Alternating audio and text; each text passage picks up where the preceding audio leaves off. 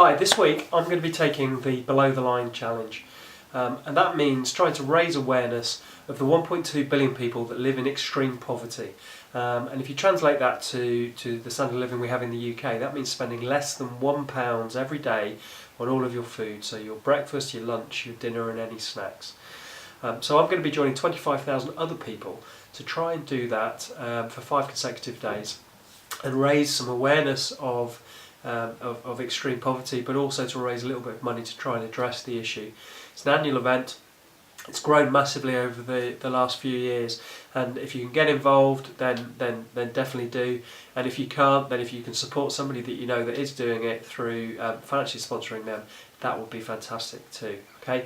Now this is day one. I've done all my shopping, and it's really quite shocking what you're going to be faced with in terms of having to live on during the week, but also the amount of thought that you need to put in to be able to even create the number of meals that you need to. So some of the issues that I've certainly found are that it looks like I'm going to be living on tomato-based sauces for the entire week. Now I'm lucky, I'm a trained chef, so I hopefully can turn those into fairly tasty food, whether that's curries and pasta sauce, using just a few herbs and spices, which I've allowed a little bit for in my budget. But for people that don't have any training, that's a real challenge. The other thing that I found was that to buy enough fruit and vegetables, fresh fruit and vegetables, was almost impossible on the kind of budget that I had.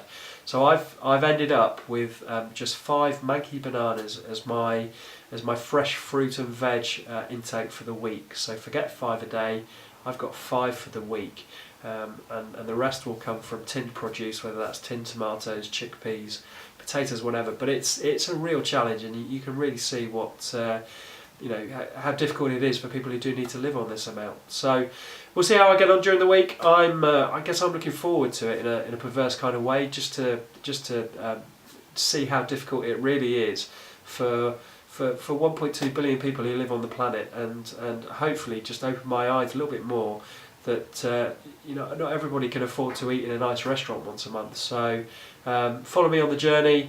Hopefully I'll be able to remain fairly chipper as we go along.